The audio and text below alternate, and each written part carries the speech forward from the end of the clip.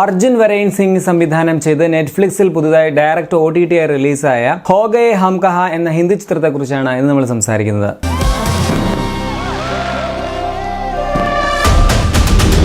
പേര് പോലെ മനോഹരമായിട്ടുള്ള ഒരു സിനിമയാണിത്. എവിടെയാണ് നമുക്ക് നമ്മളെ തന്നെ നഷ്ടപ്പെട്ടത്?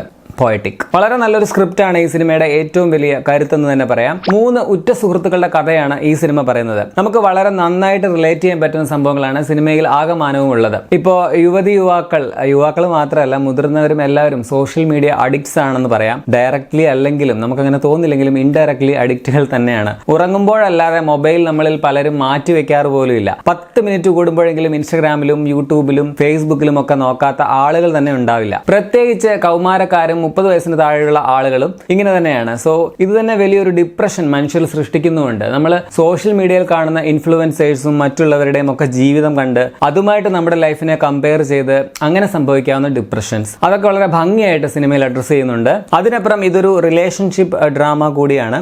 ആധുനിക കാലത്തെ ഡേറ്റിംഗ് ആപ്പുകൾ വഴിയുള്ള ബന്ധം സൃഷ്ടിക്കലുകളും അതിന്റെ പിന്നാമ്പുറങ്ങളിലേക്കുമൊക്കെ സിനിമ നമ്മളെ കൊണ്ടുപോകുന്നുണ്ട്. കിടിലൻ പെർഫോമൻസുകളുള്ള ഒരു സിനിമ കൂടിയാണിത്. ഇമാദായിട്ട് അഭിനയിച്ചിരിക്കുന്ന സിദ്ധാന്ത് ചതുർവേദി, അതുപോലെ അഹാനയായിട്ട് വന്ന അനന്യ പാണ്ഡെ, നീലായിട്ട് വന്ന ആദർശ് ഗൗരവ്, 3 പേരും തങ്ങളുടെ ക്യാരക്ടർ ഗംഭീരമായിട്ട് തന്നെ ചെയ്തു വെച്ചിട്ടുണ്ട്. ഇവർ തമ്മിലുള്ള കെമിസ്ട്രിയും എടുത്തു തന്നെ പറയണം. സിദ്ധാന്തിന്റെ സ്റ്റാൻഡപ്പ് കോമഡി സീന് സിനിമയുടെ തുടക്കം മുതൽ ഒടുക്കം വരെ കുറെ ഉണ്ടെങ്കിലും അവസാനത്തെ ഒരു സീനെ കുറിച്ചാണ് ഞാൻ പറയുന്നത്. ഏറ്റവും ലാസ്റ്റിൽ പുള്ളി നടത്തുന്ന ആ ഒരു സ്റ്റാൻഡപ്പ് കോമഡി എന്ന് പറയാൻ പറ്റില്ല, കുറച്ച് ഇമോഷണൽ ആയിട്ട് പറയുന്ന കുറച്ച് വാക്കുകൾ, അത് ഈ സിനിമയുടെ ഒരു ഹൈലൈറ്റ് സീൻ തന്നെയാണ്. ഇതിലെ അഹാന അനന്യയുടെ എനിക്ക് തോന്നുന്നു കരിയർ ബെസ്റ്റ് പെർഫോമൻസ് ആണെന്നാണ് എനിക്ക് ഫീൽ ചെയ്തിട്ടുള്ളത്.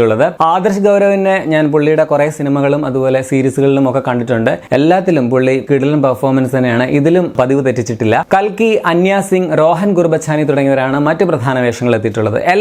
എല്ലാ സപ്പോർട്ടിംഗ് ആക്ടേഴ്സ് എല്ലാവരും തങ്ങളുടെ റോള് മികച്ചു തന്നെ ആക്കിയിട്ടുണ്ട്. ഇതിന്റെ മ്യൂസിക്, പാട്ടുകളും ബാക്ക്ഗ്രൗണ്ട് സ്കോറും സിനിമയെ ഗംഭീരമാക്കാൻ ചിലരൊന്നുമല്ല സഹായിച്ചിട്ടുള്ളത്. തനൈ സത്തമിന്റെ ഛായാഗ്രഹണവും സിനിമയുടെ ലൈറ്റിംഗും ഒക്കെ പെർഫെക്റ്റ് തന്നെയായിരുന്നു. യുവതലമുറയ്ക്ക് വേണ്ടിയുള്ള ചിത്രമാണെന്ന് പറയാമെങ്കിലും എല്ലാത്തരം പ്രേക്ഷകരെ ആകർഷിക്കുന്ന ഒരു സിനിമ തന്നെയാണ് ഹോ ഗയേ ഹം കഹാ. ഞാനിത് മസ്റ്റ് വാച്ച് എന്ന കാറ്റഗറിയിൽ തന്നെയാണ് ഉൾപ്പെടുത്തുന്നത്. നെറ്റ്ഫ്ലിക്സിൽ നിങ്ങൾക്ക് ഈ സിനിമ കാണാൻ സാധിക്കും. ഹിന്ദി, തമിഴ്, തെലുങ്ക് ഭാഷകളിൽ സിനിമ അവൈലബിൾ ആണ്. ഇംഗ്ലീഷിലും ഉണ്ട്, സ്പാനിഷിലും ഒക്കെ ഉണ്ടെന്ന് തോന്നുന്നു. എന്തായാലും ഈ വർഷം അവസാനം ഹിന്ദിയിൽ നിന്നും ഒരു നല്ല സിനിമ OTT-ലാണെങ്കിലും റിലീസായതിന്റെ ഒരു സംതൃപ്തിയുണ്ട്. സോ കാണാത്തവർക്ക് വേണ്ടി ഹൈലി റെക്കമെൻഡ് ചെയ്യുന്നു ഹോ ഗയേ ഹം കഹാ.